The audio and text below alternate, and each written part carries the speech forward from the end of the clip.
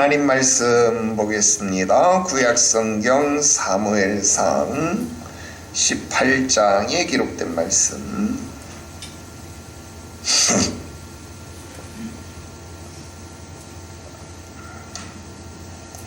사무엘상 18장 17절부터 30절까지 기록된 말씀. 사무엘상 18장 17절부터 30절 우리 함께 한 목소리로 합독합니다. 읽어요. 시작. 사울이 다윗에게 이르되 내 맏딸 메랍을 내게 아내로 주리니 오직 너는 나를 위하여 용기를 내어 여호와의 싸움을 싸우라 하니 이는 그가 생각하기를 내 손을 그에게 대지 않고 블레셋 사람들의 손을 그에게 대게 하리라 함이라. 다윗이 사울에게 이르되 내가 누구며 이스라엘 중에 내 친속이나 내 아버지의 집이 무엇이기에 내가 왕의 사위가 되리이까 하였더니 사울의 딸 메랍을 다윗에게 줄 시기가에 무을랏 사람 아드리엘에게 아내로 주었더라. 사울의 딸 미갈이 다윗을 사랑하며 어떤 사람이 사울에게 알린지라. 사울이 그 일을 좋게 여겨 스스로 이르되 내가 딸을 그에게 주어서 그에게 올무가 되게 하고 블레셋 사람의 손으로 그를 치게 하리라 하고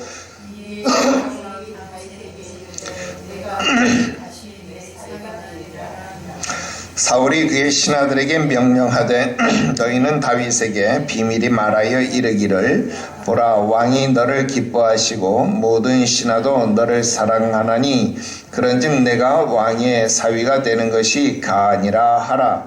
사울의 신하들이 이 말을 다윗의 귀에 전하매 다윗이 이르되 왕이 사위 되는 것을 너희는 작은 일로 보느냐 나는 가난하고 천한 사람이라 한지라. 사울의 신하들이 사울에게 말하여 이르되 다윗이 이러이러하게 말하더이다 하니 사울이 이르되 너희는 다윗에게 이같이 말하기를 왕이 아무것도 원하지 아니하고 다만 왕의 원수의 보복으로 블레셋 사람들의 포피 100개를 원하신다라 하였으니 이는 사울의 생각에 다윗을 블레셋 사람들의 손에 죽게 하리라 함이라.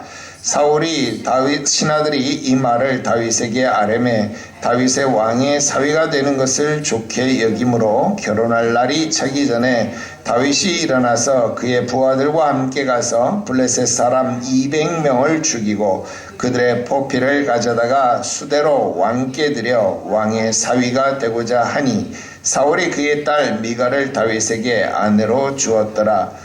여호와께서 다윗과 함께 계심을 사울이 보고 알았고 사울의 딸 미갈도 그를 사랑하므로 사울이 다윗을 더욱 두려워하여 평생에 다윗의 대적이 되니라.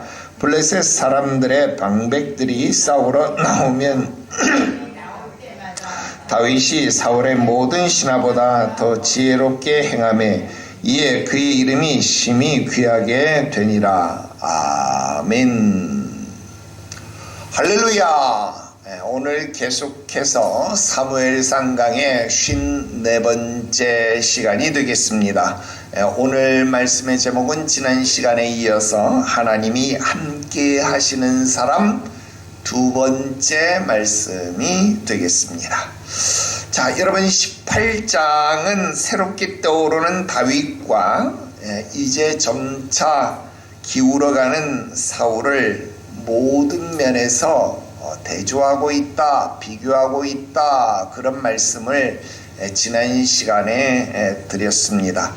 특히 12절 말씀에 여호와께서 사울을 떠나 다윗과 함께 계심으로, 여러분 이 본문은요, 이 말씀은요, 그 말씀 자체가 충격적입니다. 여러분 하나님이 사울에게 기름을 부어서 사울을 이스라엘의 왕으로 세우셨어요. 그런데 그 사울이 하나님 마음에 합한 자가 되지 못했다라는 거예요. 그러면 무슨 말입니까? 하나님이 기름 부어서 이스라엘의 왕이 되게 하셨지만 그러한 자라 할지라도 그가 하나님 마음에 합한 자가 되어지지 못하면 언제든지 버려질 수 있다라는 뜻이 됩니다.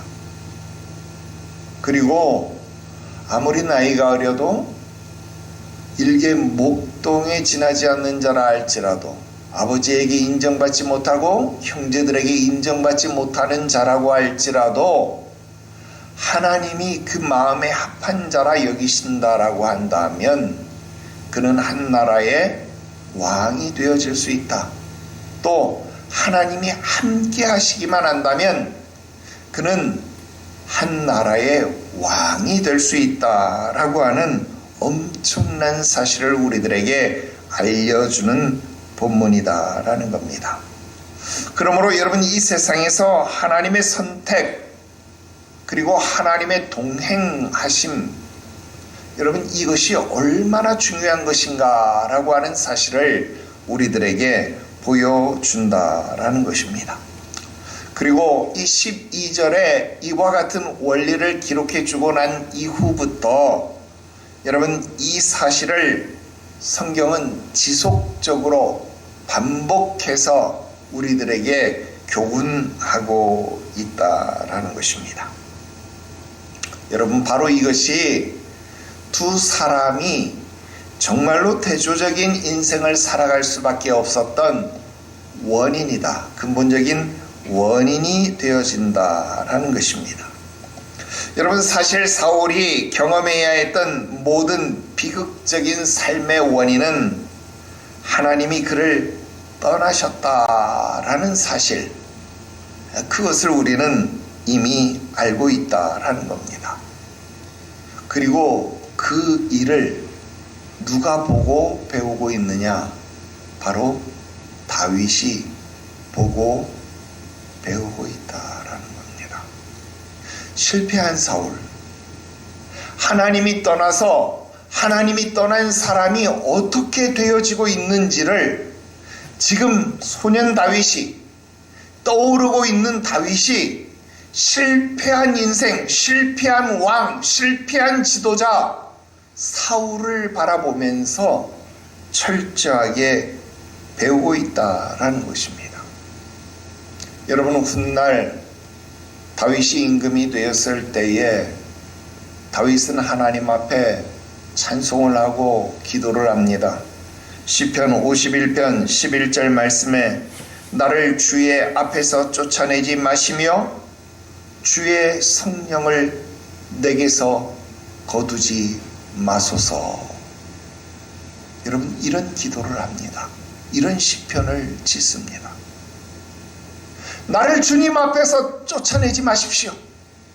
주의 성령을 나에게서 거두어 가지 마십시오. 여러분, 이런 고백이 그냥 나오는 고백이 아닙니다. 왜 이런 고백이 나옵니까?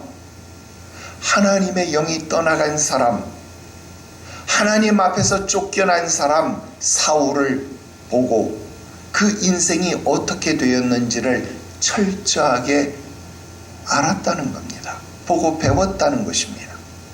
나는 그렇게 되고 싶지 않다라는 겁니다. 주님, 나를 주님 앞에서 쫓아내지 마십시오.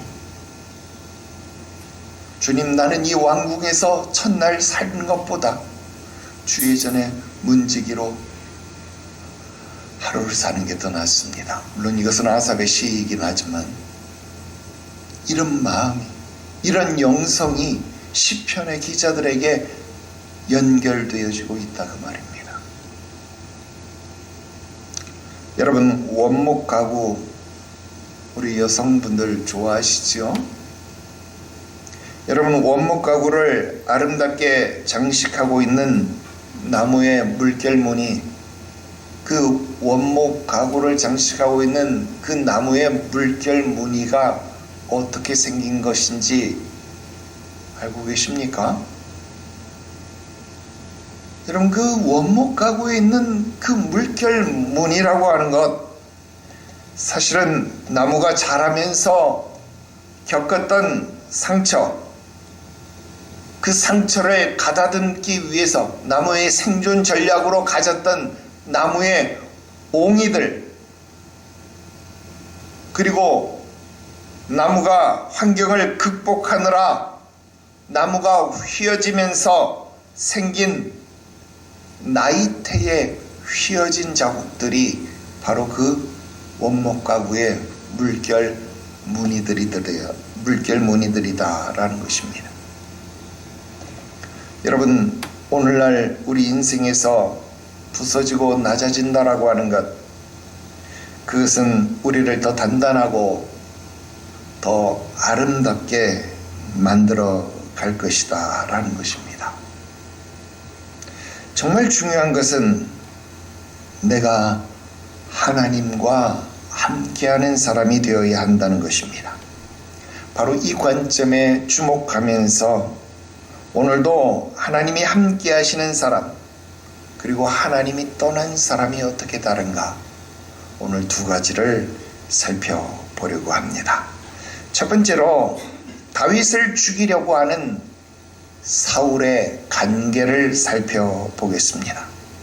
여러분, 17절부터 21절은 또 하나의 에피소드를 기록하고 있는데요, 바로 정략 결혼에 관한 내용입니다.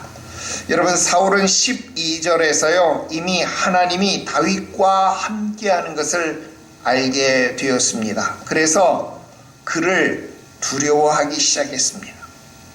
여러분, 두려워하는 자는 제거하고 싶은 것, 그게 바로 권력의 속성이다 라고 하는 것입니다. 사울은요 다윗을 제거하는 방법으로 정략 결혼을 사용합니다. 그래서 17절 말씀, 오늘 우리가 읽었던 17절 말씀에 보면 다윗에게 자신의 딸 메랍을 아내로 주겠다라고 말합니다. 그런데 사실 이것은요 새로운 내용이 아닙니다. 이미 앞에서 골리앗을 죽인 자에게 어떻게 하겠다 그랬어요? 자신의 딸을 주어서 부마로 삼겠다, 사위로 삼겠다라고 하는 약속을 했기 때문에 이것은 뭐예요? 포상을 주는 효과를 갖는다라고 하는 것입니다. 그러니까 이미 이것은 포상을 주는 것이기 때문에 여기에 어떤 조건이 달리면 안 된다라는 겁니다. 그죠? 그런데 문제는 사울이 여기에 조건을 달았다는 것이 문제가 됩니다. 그것도 블레셋 사람들과 전쟁에 나가서 전공을 세우라고 하는 겁니다. 물론 이런 조건을 다는 것 일반적인 관례였기는 했습니다. 여러분, 창세기 29장에 보면 야곱이 결혼할 때에 라헬을 얻기 위해서 몇 년 동안 일을 했어요? 7년 동안 일을 하잖아요. 바로 이런 일종의 결혼 예물을 주기 위한 풍속이 고대 근동에 존재했다라고 하는 겁니다. 당연히 사울도 자신의 딸을 내어주기 위해서 예물을 받을 수 있습니다. 그런데 이미 그 예물을 뭐로 제시를 했던 거예요? 골리앗을 죽인 대가, 이게 예물의 조건 아니었습니까? 그렇다면 거기에 추가적인 예물의 조건을 내걸면 안 됐다라는 것입니다. 그러니 다윗은 여기에 응할 필요가 없었고 그냥 왕의 사위가 되면 끝나는 겁니다. 그런데 다윗은 18절에 이런 요구를 겸손한 말을 통해서 사양합니다. 여러분, 이것은 다윗이 싸우기 싫어서가 아니라 자기를 겸손함으로 낮춘 것이죠. 우리 가문은 비천할 뿐만 아니라 나 같은 사람이 어떻게 왕의 가문에 어울리는 사람이 될 수 있습니까? 여러분, 겸손으로 사양을 합니다. 그런데 이런 겸손이 여러분 어때요? 사울이 가지고 있는 간계함과 더불어 더욱더 비교가 되어진다라는 겁니다. 그런데 중요한 게 나타납니다. 어디에요? 19절. 자, 19절 보니까 사울의 딸 메랍을 다윗에게 줄 시기에 그랬어요. 여러분, 이 본문을 중요하게 잘 해석해야 합니다. 사울의 딸 메랍을 다윗에게 줄 시에, 이 말은요 어떤 의미를 내포하는 것이냐?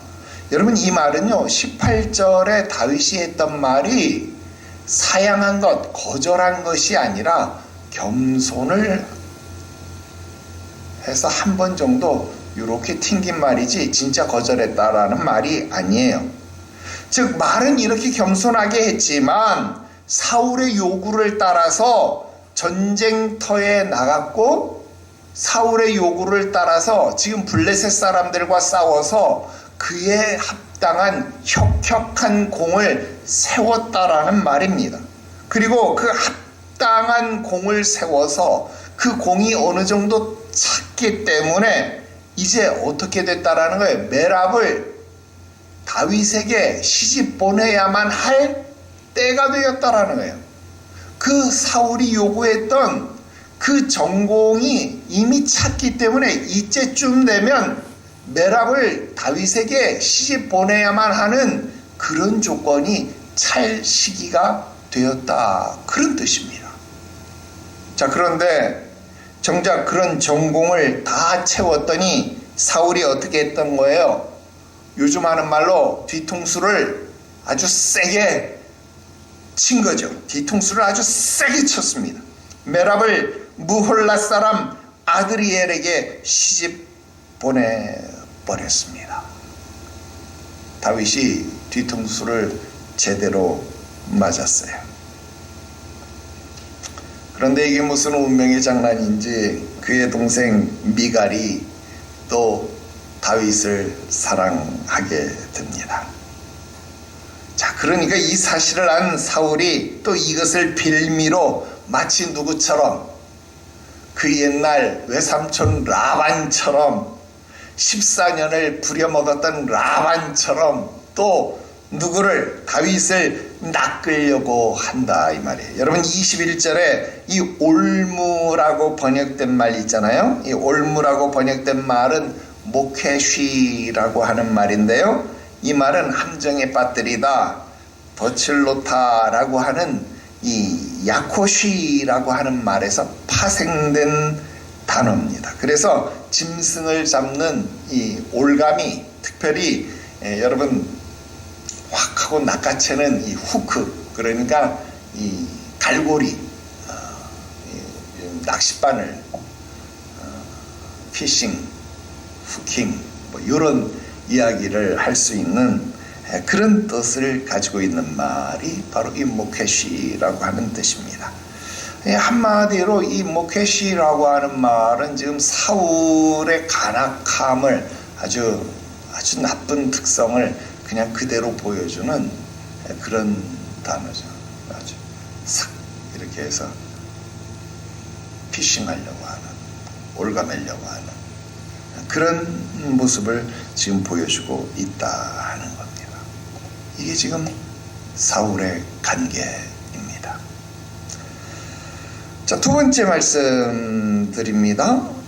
자신만 추락하는 것이 아니라 주변 사람마저도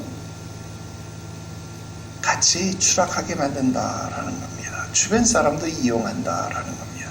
자, 22절 보세요. 자, 22절에 보니까 사울이 자신의 신하들까지 자기의 관계에 끌어들입니다. 왜 그럴까요? 앞에서 메랍 사건 때문에 지금 다윗이 뒤통수를 아주 강하게 맞았잖아요. 그러니까 여러분 한번 물 건너간 사건에 다시 걸려든다면 그건 바보지, 그건 사람이 아니잖아요. 안 그래요? 한번 쏘아 넘어갔는데 거기 또 걸려 들어가면 그건 바보 아닙니까? 그런 면에서 나도 참 바보 같아요. 아무튼 그래서 사울은 다윗을 올감이 갈고리로 낚아 올리기 위해서 신하들에게 거짓말을 시켜요. 22절에 보면 비밀히 말하여 이르기를 그랬잖아요. 비밀히 말하여 이르기를. 자, 여기서 이 비밀히 말한다라는 말은요, 라트라는 말이에요. 라트. 여러분 비밀히 말한다는 게 무슨 말 같아요? 우리나라 말로 하면 이게 좀 이해가 잘 안 돼. 우리나라 말로 하면 아무도 모르게 이건 비밀이야 하고 속닥속닥 말하는 게 비밀히 말한다 이런 거잖아요. 그런데 원어의 뜻은 뭐냐면 신비롭게 말하여, 마법으로 말하여 이런 뜻입니다. 그게 무슨 말일까요? 꼬시라는 뜻이죠. 야, 살살 꼬셔봐, 유혹해봐, 이런 뜻입니다. 거짓말하라는 뜻이에요. 지금 사울이 내가 말하면, 내가 지난번 뒤통수를 쳐서 내가 말하면 보나마나 안 들을 거니까 야, 네가 가서 좀 꼬셔봐, 지금 이렇게 하는 거예요. 자기만 추락하는 것이 아니라 주변 사람들까지 이용하고 함께 추락시키는 겁니다. 그러면 여러분, 다윗을 가서 넘어뜨리게 하려고 하면 내가 말하면 안 들을 거니까 누구를 보내야 될까요? 다윗이 믿을 만한 사람을 보내야 되지 않을까요? 그죠? 지금도 옆에 가서 이 사람들이 뭐라고 말합니까? 야, 사울이 너 사위 삼고 싶어 하던데? 야, 너 사울 사위 되는 게 마땅해. 너가 사울의 사위가 되는 게 가다. 지금 옆에서 막 바람잡이를 하고 있잖아요. 여러분, 이런 걸 누가 하겠어요? 다윗의 측근, 다윗이 믿을 만한 사람, 그런 사람들만 골라가지고 명령하지 않았겠습니까? 다윗이 따를 만한 사람들을 골라서 부추긴 것 아닙니까? 그러니까 솔깃한 것 아닙니까? 이제 목회 한 30년쯤 했으면 자기 주관 가지고 주님만 바라보고 가야 되는데, 주변 목사님들이 막 뭐라고 하니까 거기에 주의 뜻이 있는 줄 알고요, 그 부추김에 넘어간다 이 말. 뻔히 선한 의도가 아닌 것 알고 있음에도 불구하고 자꾸 말하니까 또 그런가 하고 그런 생각을 해본다 이 말. 23절, 다윗은 예전에도 그랬고 지금도 동일하게 겸손하고 순수합니다. 왕이 사위가 되는 게 작은 일이냐? 나는 가난하고 천하니 가당치 않다. 겸손하게 또 사양합니다. 그때도 사양했는데 지금도 또 사양합니다. 나는 천하고 나는 가난하니까 가당치 않다. 왜 그랬을까요? 다윗이 메랍하고 아마 이 사귀었을 때, 사귀었는지 안 사귀었는지 모르지만 아마 그때도 이 메랍이 다윗을 그렇게 싫어하지 않았던 것 같아요. 그런데 이 메랍이 아드리엘에게 시집간 일이, 다윗은요 사울이 자기를 뒤통수 쳤다라고 생각하지 않았어요. 사울이 아마 자기가 가난해서, 자기의 가문이 미천해서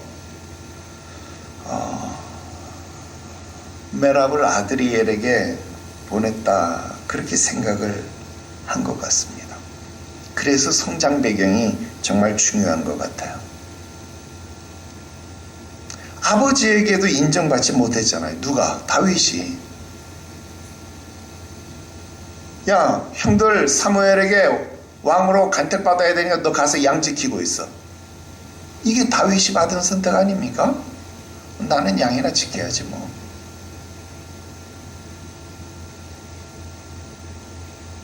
아버지에게도 인정받지 못한 자식이 바깥에서 자신감을 갖는 거, 그거 쉬운 것 아니죠.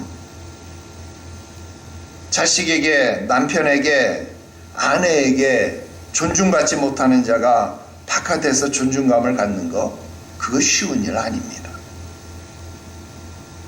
여러분, 이 세상 어딘가에 무조건 내 편을 들어주는 사람이 있다는 거, 그거 가장 큰 자신감 아닙니까? 여러분, 이게 로마서 8장 31절부터 35절까지 나타난 우리에게 주어진 복음 아닙니까? 그런즉 이 일에 대하여 우리가 무슨 말 하리요? 만일 하나님이 우리를 위하시면 누가 우리를 대적하리요? 자기 아들을 아끼지 아니하시고 우리 모든 사람을 위하여 내어주시니가 어찌 그 아들과 함께 모든 것을 우리에게 주지 아니하시겠느냐? 누가 능히 하나님께서 택하신 자들을 고발하리요? 의롭다 하신 이는 하나님이시니 누가 정죄하리요? 죽으실 뿐만 아니요 다시 살아나신 이는 그리스도 예수시니 그는 하나님 우편에 계신 자여 우리를 위하여 간구하시는 자시니라. 누가 우리를 그리스도의 사랑에서 끊으리요? 환난이나 공고나 박해나 기근이나 적신이나 위험이나 칼이랴. 그렇습니다. 하나님은 우리 편입니다. 하나님이 내 편입니다. 여러분, 부족하지만 제가 여러분 편입니다. 그리고 여러분이 영원히 내 편입니다. 고맙습니다. 제발 자기 목사가 귀한 줄 아시고 제발 자기 성도가 귀한 줄 알아야 합니다. 난 정말 여러분들 편이거든요. 무슨 일이 있어도 여러분 편입니다. 모세처럼 하나님 저들 죽일 겁니까? 그럼 차라리 나도 죽여주세요 할 정도의 사랑이 나 앞에 있습니다. 거짓말 같아요?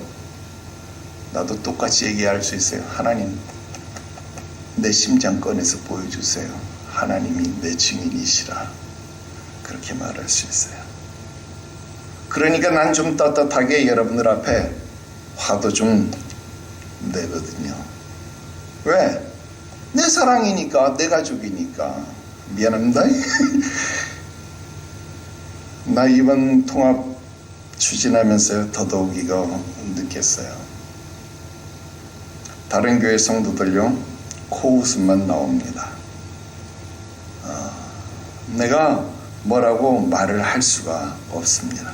여러분들하고 비교 자체가 안 돼요. 여러분, 한 번 거짓말한 사람은요 또 거짓말을 합니다. 여기 보세요. 사울이요 또다시 거짓말을 합니다. 뭐라고 거짓말해요? 야, 아무것도 필요 없어. 블레셋 사람 포피 100개만 잘라와. 야, 아무것도 필요 없다. 블레셋 사람 포피 100개만 잘라와. 여러분, 정말 황당하기 짝이 없습니다. 여러분, 속된 말로 이런 말이 있죠. 미쳐도 곱게 미치라고. 미쳐도 곱게 미치라 그랬는데, 여러분, 이 사울이 지금 미쳤잖아요. 미쳐도 좀 곱게 미쳐야지. 여러분, 지금 블레셋 사람들은 어떤 사람이에요? 다윗이 말했잖아요. 이 할례 없는 자들 그랬잖아요. 할례 없는 백성인데, 할례 없는 백성 가서 죽여놓고 왜 죽은 자들 포피를 뭐하러 가서 배에서 가져올 겁니까? 안 그래요? 아이고 참, 미치려면 진짜 곱게 미쳐야지. 안 그래요? 여기서 나 아무것도 필요 없다. 아무것도라는 말은요, 이 모하르라는 말입니다. 이 결혼 지참금을 뜻하는 말입니다. 아까도 말했지만 이 고대 사회에서 사람은 곧 이 재산이죠. 노동 생산력이잖아요. 그러니까 이 딸 같은 경우는 옛날에는 남자가 노동 생산력이 아니고 여자가 노동 생산력이죠. 왜? 딸은 또 자식을 낳기 때문에 옛날에는 암컷이 더 비싼 거잖아요. 그러니까 이 사람도 여자가 더 비싼 거예요. 더 소중한 존재. 그러니까 남자는 장가가면 그만이지만 딸은 더 소중한 존재가 되는 거죠. 그러니까 딸을 시집 보낼 때는 이 신부를 데려가는 비용을 받는 거예요. 아버지가, 장인어른이. 그러니까 딸을 시집 보낼 때는 이 비용을 받는 거예요. 그러니까 외삼촌 라반이 라헬과 레아를 시집 보내면서 품삯을 정해서 이 7년 동안 일을 시킨 거예요. 그거 나 앞에 그 비용을 갚아라. 이렇게 한 거예요. 마찬가지로 그런 이 아무것도라는 말, 거기에 이 모하르, 나 결혼 지참금 필요 없어. 가서 포피만 100개 가져와. 이렇게 이야기를 한 겁니다. 다윗이 자기 수하들하고 가서 블레셋 사람들하고 전쟁을 벌이고 200명의 포피를 잘라옵니다. 그리고 왕의 사위가 됐습니다. 자, 28절 보세요. 그랬더니 뭐라 그래? 사울이 보고 알았다는 거예요. 이 일을 끝내고 나니까 사울이 보고 알았다는 거예요. 뭘 알았을까요? 여호와께서 다윗과 함께 하시는 것을 알았다. 자, 29절. 사울이 그래서 더욱 그리고 더욱. 자, 성경에서 두 번은 뭐라고요? 강조라고요. 그냥 더욱도 아니고 더욱 그리고 더욱 두려워했다. 그리고 이제는 평생의 대적이 되었다. 그렇게 이야기했습니다. 그렇습니다. 여러분, 이제 그들에게 남은 것은 더욱 두려워하는 일만 남았습니다. 여러분, 하나님이 우리와 함께 하심을 보고 더욱 두려워하는 일만 남았습니다. 여러분, 밤나무, 상수리나무가 다 베어졌을 때 여러분 다 무너져야 되는 건 정상 아닌가요? 문을 닫아야 정상 아닌가요? 그런데 끈질기게 살아남잖아요. 사람들은 두려운 거예요. 무서운 거예요.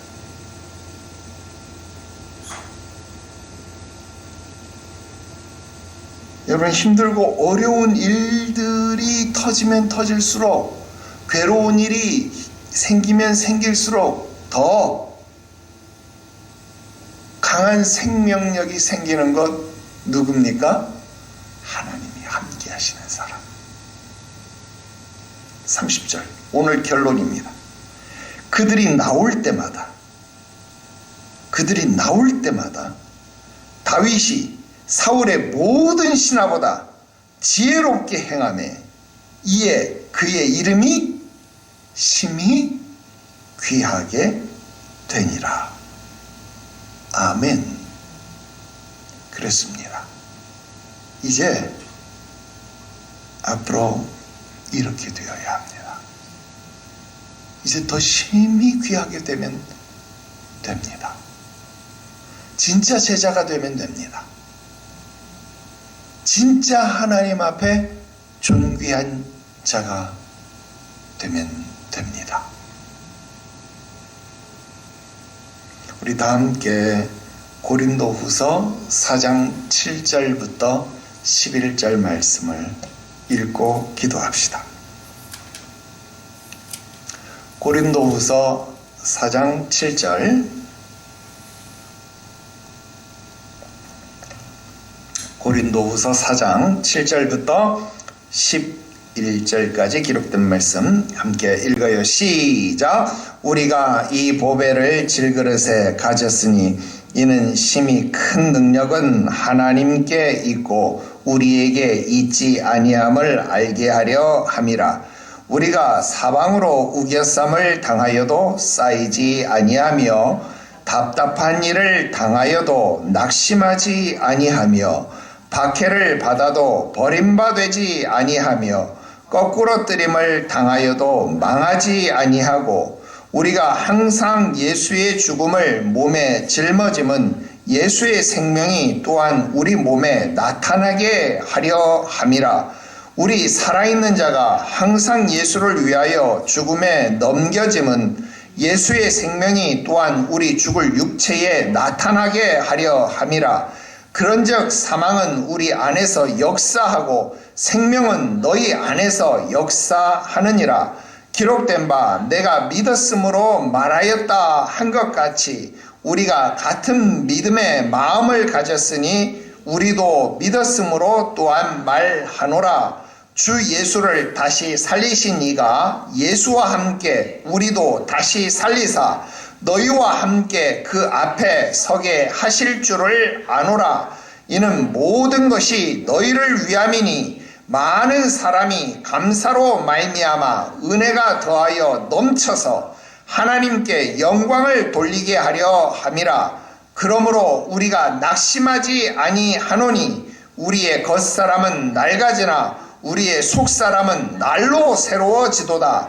우리가 잠시 받는 환난에 경한 것이 지극히 크고 영원한 영광에 중한 것을 우리에게 이루게 함이니 우리가 주목하는 것은 보이는 것이 아니요 보이지 않는 것이니 보이는 것은 잠깐이요 보이지 않는 것은 영원함이라.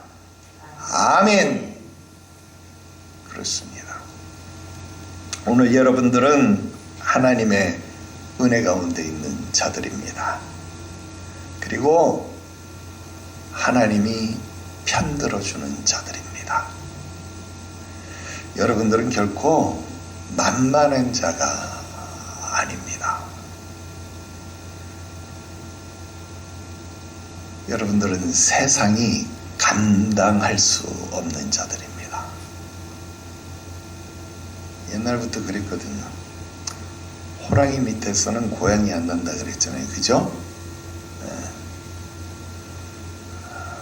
여러분, 이런 목사 밑에서는 시시한 성도가 나올 수 없습니다. 여러분들은 대단한 자들이 될 수밖에 없습니다. 우리 같은 목표를 가지고 갑시다. 나는 오늘 말씀 묵상하고 준비하고 하면서 깜짝 놀랐어요. 뭐 하나님 말씀이니까 코에 걸면 코걸이, 귀에 걸면 귀걸이 뭐 그러겠지만 어쩌면 하나님은 우리 교회에 이렇게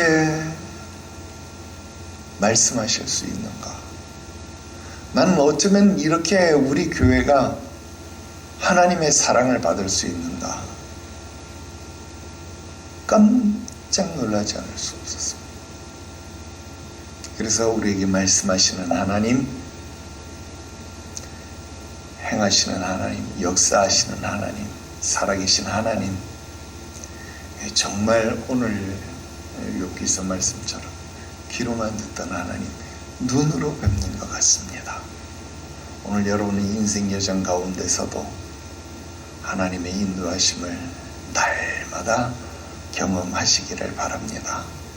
비록 실수가 있어도, 넘어짐이 있어도, 아픔이 있어도 그러함에도 불구하고 이와 같은 위로하심을 체험하고 그 은혜로 입가에 미소를 띌 수 있다면 오늘 그 은혜로 기뻐하고 살아갈 수 있는 저와 여러분들은 행복한 사람이 되는 것 믿으시기를 주 예수의 이름으로 축원합니다. 기도드립시다.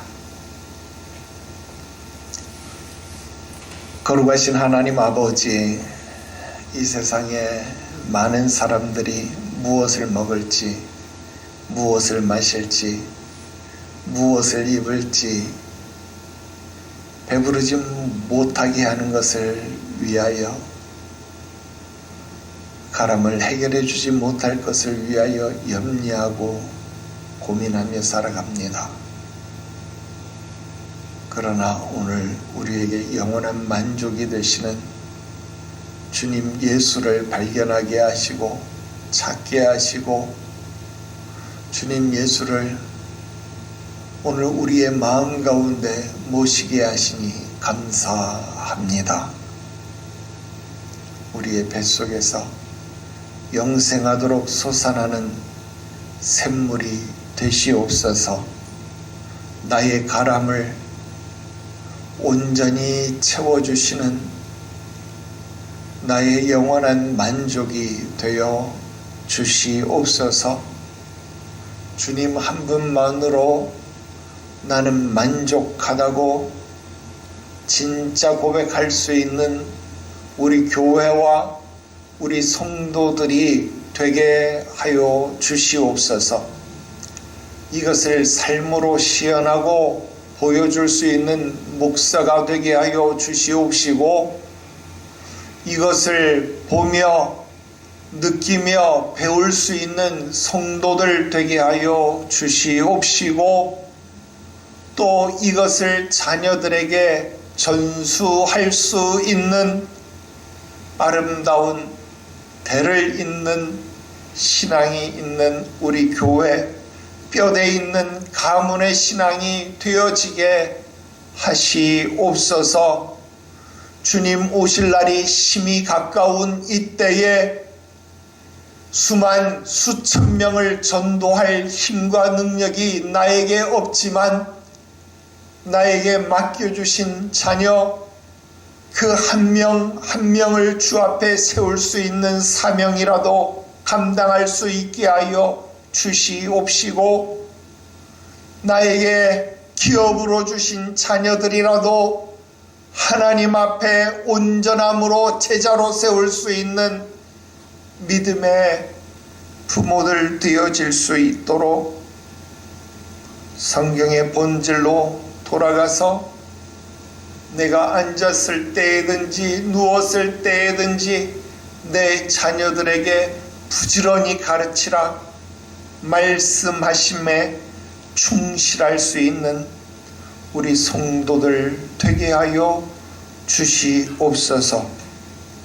이 거룩한 공동체를 귀히 여기고 귀히 여기는 우리 성도들 되게 하시옵소서. 존귀하신 구주 예수님의 이름으로 기도드리옵나이다. 아멘.